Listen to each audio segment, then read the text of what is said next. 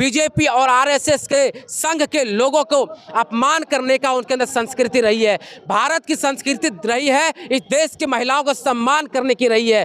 भारत की संस्कृति रही है इस देश के नौजवानों को सम्मान करने की रही है। भारत की संस्कृति और जो आरएसएस संघ की संस्कृति है, इसमें आसमान और जमीन का अंतर दिखता है आपको। लोग कह रहे हैं भाषण बहुत तगड़ा भाषण देते हैं प्रधानमंत्री। हमने कहा भाई सही बात आपने कहा, हिटलर बहुत अच्छा भाषण देते थे। हिटलर का क्या हुआ, क्या जर्मनी का क्या किया गया, ये उनको चेले हैं। ये मुसोलिनी को मानने वाले लोग हैं, ये फांसीवाद ताकतों को मानने वाले लोग हैं। आने वाला भविष्य में आपका संविधान बचेगा या नहीं बचेगा, ये बड़ा सवाल हो जाएगा। मैं ये बात क्यों कह रहा हूँ, क्योंकि प्रधानमंत्री का एक सलाहकार ने कहा कि भारत का संविधान बूढ़ा हो गया है। अरे बेवकूफ कहेंगे, तुम तो कहते हो अपने आप को सलाहकार है, आईएएस ऑफिसर है। तुम बताओ मुझे, क्या तुम्हारा बाप अगर 70-80 साल के हो जाएगा, क्या करोगे? तुम अपने बाप को बदल दोगे? जब देश के लोगों से प्रधानमंत्री ने वोट मांगने के लिए आए थे हमारे बिहार के गांधी मैदान में, तो वो कह रहे थे भाइयों बहनों एक वोट पुलवामा के शहीदों के नाम। और अब की बार जब वोट मांगने के लिए आएंगे वो कहेंगे अरे मेरे परिवारजनों एक वोट अब की बार राम के नाम। प्रधानमंत्री कैसे फेक हिंदू है, मैं ये बात बताता हूँ आपको। जब प्रधानमंत्री की माताजी डेथ की थी तो बताइए उन्होंने मुंडन नहीं करवाया था। फेक हिंदू है? नहीं, अरे एकदम फेक हिंदू है जी, फेक हिंदू है, एकदम फेक हिंदू है। बंगाल में चुनाव होगा, तुम दाढ़ी बढ़ा लोगे? बताओ मुझे। ये जो कैरेक्टर है इनकी, बदल का जो कैरेक्टर है, ये बेरुपया आदमी है। दोस्तों जय हिंद, बहुत स्वागत है आप सभी का पीआरबी न्यूज़ में। मैं हूं आपके साथ शाह संदली। देखिए देश के अंदर 2024 को लोकसभा के चुनाव हैं, जिसमें महज कुछ ही महीने बचे हुए हैं। इसी बीच हम बिहार की राजधानी पटना में मौजूद हैं और देखिए हमारे यहाँ कई सारे लोग मौजूद हैं। इन लोगों से बातचीत करेंगे 2024 लोकसभा चुनाव को लेकर लोग क्या कुछ सोच रहे हैं, 2024 में क्या होने वाला है, इस बार बदलाव होगा या फिर मोदी जी फिर से आएंगे। क्या कह रहे हैं भाई साहब, 2024 में लोकसभा का चुनाव है, बदलाव होगा या मोदी जी आएंगे? मैंने कहा कि देश के अंदर मुद्दे के ऊपर चुनाव होगा। इस देश के लोग इस बात को ध्यान में रखकर वोट करने के लिए जाएंगे, चुनाव इस तरीके से करेंगे। इस देश के अंदर जो बेसिक सवाल है, बेसिक सवाल क्या है इस देश के अंदर नौजवानों को रोजगार मिलेगा या नहीं मिलेगा, इस पे जाकर चुनाव होगा, इस पे जाकर वोट करेंगे। आने वाला भविष्य में इस देश का गरीब लोग जो पीजी करना चाहता, हायर एजुकेशन में जाना चाहता है, उनके बच्चे हायर एजुकेशन में जा पाएगा या नहीं जा पाएगा, ये बड़ा सवाल है। क्योंकि पीजी करने के लिए आप किसी भी यूनिवर्सिटी में, सेंट्रल यूनिवर्सिटी में जाइए, कम से कम पीजी करने में 34 से 35 हज़ार रुपये खर्च होगा। क्या आपको लगता है इस देश के गरीब लोग अब क्या पीजी कर पाएगा? ये बड़ा सवाल है। इस देश के अंदर देखिए बिहार, उत्तर प्रदेश और झारखंड, ये 3 स्टेट ऐसे हैं जहां पे लोग रेलवे का विशेष तौर पर तैयारी करते हैं। और रेलवे की तैयारी जब करते थे, 2 दिन पहले एक नोटिफिकेशन आया है कि 5000 समथिंग वैकेंसी दिया गया है। सवाल यही है कि 5000 वैकेंसी क्यों दिया गया है? 2019 में पहला वैकेंसी आया था रेलवे का 14 के बाद, दूसरा वैकेंसी 2019 के बाद जो अभी दिया गया है। आपको कब दिया गया? 2 दिन पहले दिया गया 5000। मतलब हो गया कोर्ट के मुंह में जीरा का फोरन, ऐसा कहा जाता है। मतलब 5000 वैकेंसी अब किस आधार पे दे रहे, किस बेस पे दे रहे, बड़ा सवाल है। अच्छा, तो क्या लग रहा है इस बार जो है माहौल क्या लग रहा है आपको? बदलाव का माहौल लग रहा है या फिर से मोदी सरकार की सरकार बन रही है? सर आपको नहीं लगता इस देश के अंदर माहौल क्या है? इस देश आप लोग जनता, मैंने बोला ना कि इस देश का माहौल एक ही है। इस देश के अंदर माहौल है, प्रधानमंत्री ने कहा था 100 स्मार्ट सिटी बनाएंगे। वो देश के लोग पूछ रहे हैं कि 100 स्मार्ट सिटी हमारा कहाँ है? इस देश के किसान ये सवाल पूछ रहे हैं कि प्रधानमंत्री तुम बताओ, तुमने कहा था 2022 तक किसानों की आय 2 गुना हो जाएगा, वो हुआ है या नहीं हुआ है? ये बड़ा सवाल है। इस देश के किसान के ऊपर सबसे बड़ा आरोप लगाया गया कि दिल्ली के बॉर्डरों पर इस देश के किसान जब आंदोलन कर रहे थे, 700 से ज़्यादा किसान हमारे शहादत दे दिए थे, शहादत हो गया था उनको। उसके बाद आंदोलन को कहा गया कि खालिस्तानी है, इस तरह का अपमान किया गया। उस अपमान का बदला लेने के लिए वोट करने के लिए जाएगा इस देश से किसान। इस देश के महिलाएं जब वोट करने के लिए जाएंगे, इस बात को सुनिश्चित करके वोट करेंगे कि मणिपुर में जिस तरीके से एक महिला को नगर निकाल कर घुमाया गया, वहां की सरकार की निगरानी में घुमाया गया, वहां के पुलिस की निगरानी में घुमाया गया, और वहां के मुख्यमंत्री कहते हैं कि ऐसे जो वीडियो वायरल हुए हैं, हमारे पास हजारों वीडियो है। क्या वहां के मुख्यमंत्री जी को क्या शर्म नहीं आता इस देश की महिलाओं का अपमान करने का? क्योंकि बीजेपी और आरएसएस के संघ के लोगों को अपमान करने का उनके अंदर संस्कृति रही है। भारत की संस्कृति रही है इस देश की महिलाओं को सम्मान करने की रही है। भारत की संस्कृति रही है इस देश के नौजवानों को सम्मान करने की रही है। भारत की संस्कृति और जो RSS संघ की संस्कृति है, इसमें आसमान और जमीन का अंतर दिखता है। आपको मैं बताना चाहता हूं दोस्त, इस देश के अंदर जिस तरीके से एयरपोर्ट देखिए बेच दिया गया। प्रधानमंत्री ने कहा था हवाई चप्पल पहनने वाले लोगों को हवाई जहाज पर हम घुमाएंगे। भाई आपने हवाई जहाज पर तो घुमा नहीं पाया, ट्रेन में बैठना मुश्किल हो रहा है आज के दिन में हवाई चप्पल वालों को। कैसे, मैं क्यों कह रहा हूं ये बात, आप देखते होंगे एक वीडियो वायरल हो रहा है, एक टीटी पीट के पीटा जाता है कि भाई टिकट दो। बेचारे के पास बोलते मेरी क्या गलती है टीटी साहब, बताओ मुझे मार रहे हो, और तपड़ थप्पड़ जड़ा जा रहा है। बताओ उस विद्यार्थी का, उस नौजवान का क्या अस्तित्व है? क्या उनको बेइज्जती किया गया? क्या वो व्यक्ति सुसाइड करने पे मजबूर नहीं होगा? क्या उन पर कार्रवाई किस तरीके से किया जाएगा? इस तरीके का चीज़ें चल रही है मार्केट में। अब देखेंगे प्रधानमंत्री बार कहते बोलते, लोग कह रहे हैं भाषण बहुत तगड़ा भाषण देते हैं प्रधानमंत्री। हमने कहा भाई सही बात आपने कहा, हिटलर ये बहुत अच्छा भाषण देते थे। ये हिटलर का क्या हुआ? क्या जर्मनी का क्या किया गया? ये उनको चेले हैं, ये मुसोलिनी को मानने वाले लोग हैं, ये फासीवाद ताकतों को मानने वाले लोग हैं। इसीलिए उसको फासिस्ट ताकत को डिवाइड करने के लिए वोट करने के लिए जाएंगे 2024 का चुनाव में। इस देश के मुसोलिनी को डिवाइड करने के लिए जाएंगे 2024 का चुनाव वोट करने के लिए जाएंगे। जब तक वैचारिक चुनाव अगर नहीं होगा, जब तक विचारधारात्मक चुनाव नहीं होगा देश के अंदर, तब तक अब कभी डेवलपमेंट का काम आप नहीं कर सकते हैं। प्रधानमंत्री ने कहा, प्रधानमंत्री सेल्फी पॉइंट लगा रहे हैं। तमाम विश्वविद्यालय, जितना सेंट्रल यूनिवर्सिटी है, जाकर देख सेल्फी पॉइंट लगाया जा रहा है। जितना भी रेलवे स्टेशन है वहाँ जाकर देखिए, जाकर वो क्या कर रहे हैं, वहाँ जाकर आपको सेल्फी पॉइंट लगाया जा रहा है। एक सेल्फी पॉइंट लगाने में 5 से 6 लाख रुपए खर्च हो रहा है। एक सेल्फी पॉइंट रेलवे स्टेशनों पर 2 से 2.5 से 3 लाख रुपए खर्च किया जा रहा है सेंट्रल यूनिवर्सिटियों में। और उसमें भी विकसित भारत के लिए आपको एक आइडिया देना है। वो आइडिया कैसे देंगे आप? वो आइडिया लिखा हुआ आएगा, लिस्ट आएगा, आपने कुछ नहीं लिख सकते हैं, और उसमें लिस्ट जो आएगा उसमें टिक लगाना है और सबमिट करना है। आपको बाय फोर्स करवाया जाएगा इस चीज़ को।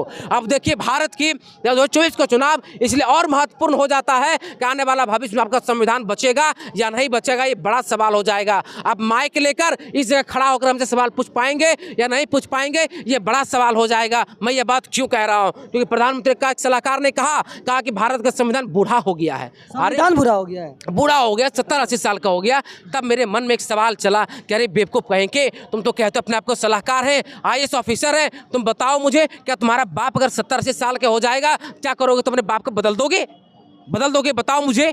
ये बड़ा महत्वपूर्ण सवाल है। मैं क्यों कह रहा हूँ? आप कई मुद्दे बता रहे हैं, लेकिन बहुत सारे लोग ऐसे हैं कि बोल रहे हैं मोदी के अलावा ऑप्शन ही नहीं है, उनके टक्कर में कोई है ही नहीं। मैंने कहा ना, देश में काशी राम ने कहा था, देश को मजबूत सरकार नहीं, देश को मजबूर सरकार चाहिए। क्योंकि मजबूर सरकार होगा तो देश का नौजवान, देश का किसान अगर सड़क पर उतरेगा तो देश की सरकार को जो है डर लगेगा, हमारी सत्ता चली जाएगी।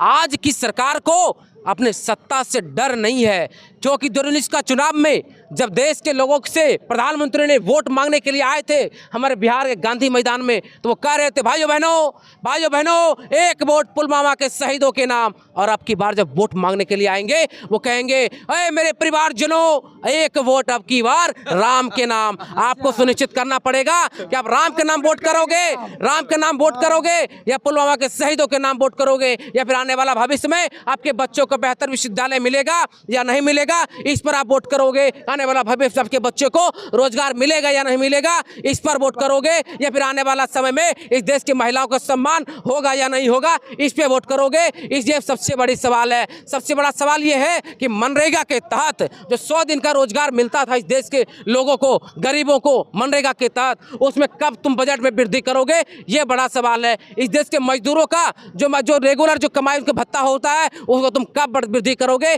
ये बड़ा सवाल है। उन्होंने कहा था हम हर घर पक्का का मकान देंगे, तब प्रधानमंत्री सवाल जरूर पूछा जाना चाहिए कि प्रधानमंत्री तुमने कहा था हर घर पक्का का मकान, उसका क्या हुआ, ये बड़ा सवाल है। इस पे वोट करने के लिए जाएंगे इस देश के नौजवान, इस देश के किसान, इस देश के मजदूर, इस देश की महिलाएं, उस पर जाकर सवाल करेंगे। सवाल इस देश के अंदर किया जाना चाहिए। प्रधानमंत्री बार बता रहे हैं कि हम नाला से गैस निकालेंगे। अरे भाई, तुम नाले से गैस निकालोगे, उस गैस से खाना बनवाओगे, इसके इनके पास इतना भी दिमाग नहीं है। इनको A+B का होल स्क्वायर पता नहीं है, A+B का होल स्क्वायर पता नहीं है।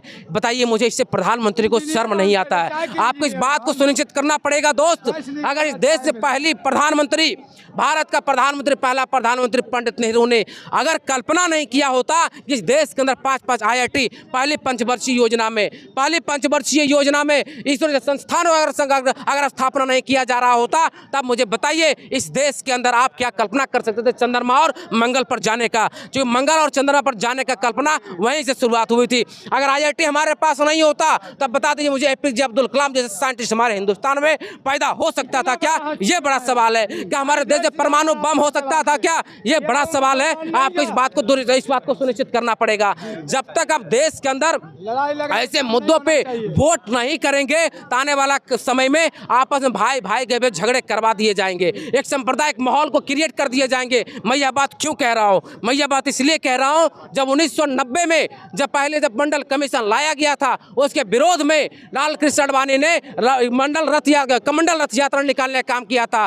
कमंडल रथ यात्रा निकालने के पीछे की साजिश क्या थी, ये बड़ा सवाल है। उसके पीछे की साजिश यही थे, इस देश के अंदर हिंदुओं को एकजुट करने की कोशिश किया जाना चाहिए, क्योंकि OBC के लोग समझ चुके थे कि आने वाले जो हमारे ऊपर पिछले 5000 वर्षों से शोषण किया गया, ये बड़ा सवाल है। उस शोषण के खिलाफ अगर OBC के लिए अगर रिजर्वेशन लाएगा तो उसके विरोध में कमंडल रथ यात्रा निकालने का काम किया था। और जहां जहां से वो रथ यात्रा निकल रहे थे उस एरिया में दंगा हो रहा था, उस एरिया में दंगा हो रहा था। ये बड़ा प्राचीन। और हमारे बिहार में समस्तीपुर में लालू प्रसाद यादव को गिरफ्तार करके बहुत बाइज्जत उनको कोलकाता पहुंचाया गया था। ये बड़ा सवाल है, इस पर जाकर लोग देश के लोग वोट करेंगे। सबसे बड़ा सवाल यही है दोस्त, उस जो कमंडल रथ यात्रा निकला था, उसी कमंडल रथ यात्रा पर प्रधानमंत्री भी सवार थे। और इस देश को OBC सवाल ये पूछेंगे कि प्रधानमंत्री तुम बताओ, इस मंडल कमीशन के खिलाफ तुम हमारे खिलाफ क्यों खड़े थे, आज तुमको OBC के लोग क्यों वोट करेंगे? ये बड़ा सवाल है। इस लोग तो बता रहे हैं कि कोई मुद्दा नहीं है, मोदी जी अच्छा काम कर रहे हैं, फिर से 24 में आ रहे हैं, राम मंदिर के मुद्दे पे लोग वोट कर रहे हैं। पत्रकार महोदय, मैंने अभी कहा ना कि चुनाव में वोट करने के लिए जाएंगे, प्रधानमंत्री बोलेंगे, बड़ा मजाकिया लहजे में बोलते हैं वो, भाइयों बहनों मुझे दो एक बार, भगवान राम के नाम पर वोट दे दो। अरे भाई, तुमको राम के नाम पर वोट चाहिए, जिस राम को तुमने छोटा दिखा दिया और अपना फोटो ऊंचा बना दिया। अच्छा, ये बताइए मुझे। मैं कह रहा हूँ, मैं बिहार से आता हूँ, हमारे बिहार में जन्म ली है माता सीता, और सीता माँ के लिए अपने कुछ भी नहीं, माता सीता को अपने भूल गया। और जब माता सीता को अपने भूला है तो इस देश के अंदर सबसे बड़ा अपमान प्रधानमंत्री ने कैसे किया, मैं आपको बताता हूँ। और मैं आपको बताता हूँ प्रधानमंत्री कैसे फेक हिंदू है, मैं ये बात बताता हूँ आपको। अच्छा। जब प्रधानमंत्री की माता जी डेथ की थी तो बताइए उन्होंने मुंडन नहीं करवाया था। फेक हिंदू है? नहीं, अरे एकदम फेक हिंदू है जी, फेक हिंदू है, एकदम फेक हिंदू है। क्या बात कर रहे हैं? ये कलाकार है, इनको सिनेमा में काम करना चाहिए। जब बंगाल में चुनाव होता है तब दाढ़ी बढ़ा लेते हैं, दाढ़ी बढ़ा लेते हैं। बंगाल में चुनाव होगा, तुम दाढ़ी बढ़ा लोगे? बताओ मुझे। ये जो कैरेक्टर है इनकी, बदल बदल का जो कैरेक्टर है, ये बेरुपया आदमी है। ये आदमी बेरुपया है, बेरुपया। मोदी जी कैसा बोल रहे हैं? ये बेरुपया है। अच्छा। जो व्यक्ति पहली बार जो चुनाव हुआ 2014 का चुनाव में इतने सारे वादे कर दिए, इतने सारे वादे करने के बावजूद आपने क्या किया बताइए? देश के लोगों के साथ क्या माहौल बनाया? देश को विश्वगुरु बना रहे, देश के लोगों के लिए काम कर। विश्वगुरु क्या होता है? गुरु का मतलब क्या है? देश को विश्व का मतलब, विश्व में डंका बज रहा है। गुरु का मतलब होता है कि बेहतर एजुकेशन, शिक्षा अगर आपके पास होगी तभी तो मास्टर बनेंगे, और मास्टर को तो गुरु कहा जाता है। अच्छा। तो गुरु बनाएंगे कैसे हम? जब तक आपके पास शिक्षा ही महंगा हो जाएगा, जब तक चाय, इन्होंने सही कहा, चाचा सुनिएगा, इन्होंने सही कहा, चाय बेचने वाला। आपको धन्यवाद करिए देश के बाबा साहब डॉक्टर भीमराव अंबेडकर को धन्यवाद करिए। अगर उन्होंने कल्पना नहीं किया होता इस देश के शोषित वंचित लोग भी इस देश का प्रधानमंत्री हो सकता है। अगर वो कल्पना नहीं किए होते तो आज प्रधानमंत्री में चाय ही बेच रहे होते। ये पंडित नेहरू को भी धन्यवाद करना चाहिए इसके लिए। ये आपको लाना पड़ेगा। अब देखिए, हमारे जो पार्लियामेंट में डिबेट होता था, डिस्कशन होता था, वो डिबेट और डिस्कशन आज के डेट में हो रहा है क्या? हो रहा है? अभी नहीं हो रहा है। अभी नई पार्लियामेंट जब बनी, नवी पार्लियामेंट में देखिए जाकर सिक्योरिटी किस तरीके से कोलैप्स हुआ।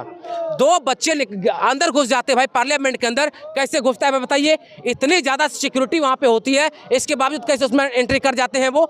ये बड़ा सवाल है। ये सवाल जरूर किया जाएगा। सवाल इस तरह का सवाल आप नहीं करेंगे, आने वाला भविष्य में इस देश के अंदर तानाशाह सरकार जिस तरीके से काम कर रही है, वो संविधान बदल दिया जाएगा, लोकतंत्र खत्म हो जाएगा, संविधान भी बदल दिया जाएगा एकदम। आपको नहीं लगता है आने वाला भविष्य में आपके खिलाफ लाया गया बिल? आपके खिलाफ जो बिल आएगा वो कौन सा बिल था?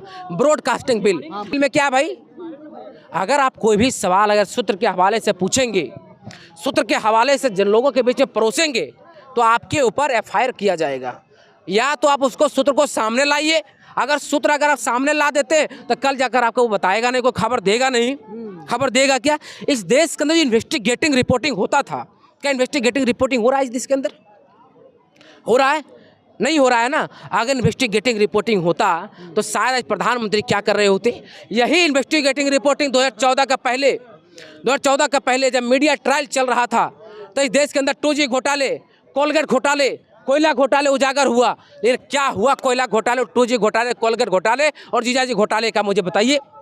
सारे लोग बरी होकर सुप्रीम कोर्ट से निकल गए। जो घोटाले चल रहे थे आज उसकी चर्चा क्यों नहीं हो रहा है? ये प्रधानमंत्री से सवाल पूछा जाना चाहिए। सवाल ये पूछा जाना चाहिए कि आपने नोटबंदी आपने कर दिया था देश के अंदर। नोटबंदी के तहत 100 से ज़्यादा लोग मारे गए थे। उसका क्या हुआ? नोटबंदी से क्या देश के लोगों को फायदा हुआ मुझे बताइए। उन्होंने कहा काला धन आ जाएगा। भाइयों बहनों 100 दिन हमें दे दो, 100 दिन हमें दे दो, हमें 100 दिन दे दो, 100 दिन में हम जो है काला धन ले आएंगे। जब नोटबंदी किया गया, नोटबंदी जब किया गया तो नोटबंदी में क्या कहा था? भाइयों बहनों मुझे 50 दिन दे दो, अगर 50 दिन में अगर हम सिस्टम सही नहीं किया मुझे बीच चौराहे पर मार देना।